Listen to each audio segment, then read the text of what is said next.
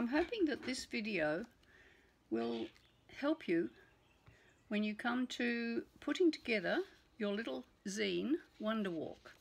As you can see, all the images, main images, are on one page, and if I turn the paper over, here is the page with the front cover and the back cover.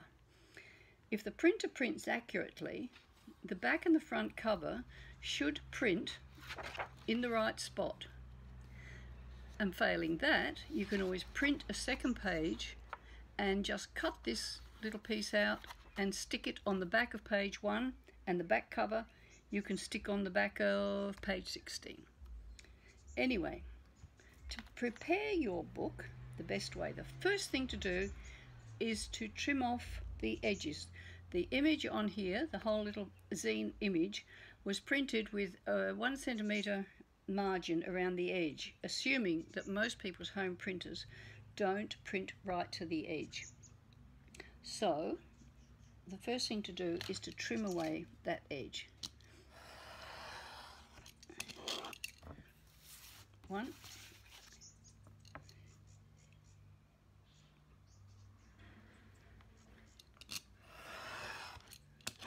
2. I always use a steel rule and a blade, but many people are not comfortable with those and prefer to use scissors, which are just as good if you can be accurate. I'm not that accurate with scissors, so I always use steel rule and knife. Okay, there's our trimmed page. Now there are dotted lines and solid lines on here. Solid line goes 3/4 of the way down this way. The solid lines go 3/4 of the way up there and 3/4 of the way up there. They are the cut lines. Don't cut before you've folded. It's a good idea to learn from other people's mistakes, and that's what I did the first time, and I can tell you that it's easier to do it this way.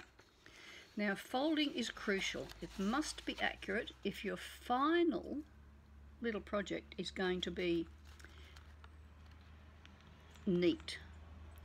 So I fold from the closest edge to the furthest edge, and I use, this is a bone folder, but you can use the back of a knife or something just as well to make a sharp crease. Then I turn it around, and this is the way I always do when I'm folding to create a concertina or accordion book. Always, it's like the waves going to the shore. Here's the shore, here's the wave. I don't know why, but I find that that was a great help to me remember which way to fold. Once again, make sure your corners are accurate and sharpen your fold. And the other way. This way you can see when you're looking over the top, you can see so much clearer. Now, often it's handy if you've got folds that go in both directions, so you can always, this is a valley fold when it's like that. When it's like that, it's called a mountain fold. So the zine, when you put it together, consists of both valley folds and mountain folds. So if you just flip, when you're folding them, just flip them so that they will go easily both ways. It saves you a bit of fiddling at the end. Okay, now we're going to fold the horizontal way, and once again it has to be accurate. Now, you may feel tempted to fold on the lines, to sort of say, well, I better follow those lines. Don't follow the lines, follow the folds. Little imperfections, like if you see a bit of a dotted line edge on a page, it doesn't matter. What matters is that the pages should be accurately folded. All right, now this is the last one.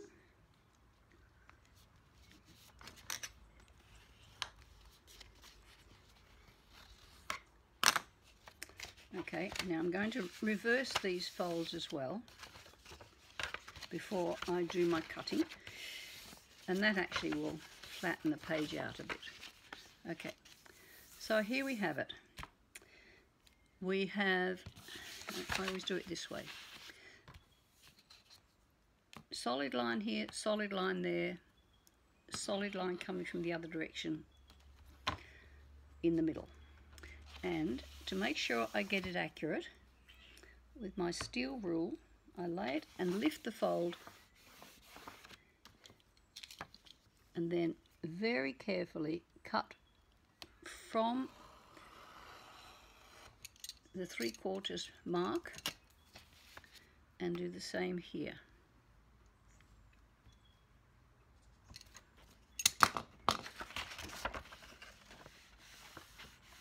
Lift the page up.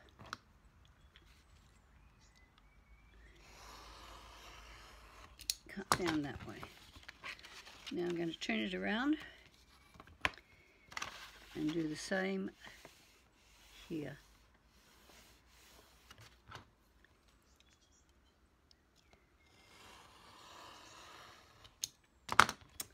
Right, okay. Here's the completed thing. As you can see where the cuts go. So we'll start with page 1, and as you can see, miraculously the cover is on the right spot. So we fold, and then this one goes backwards. Just gather them up.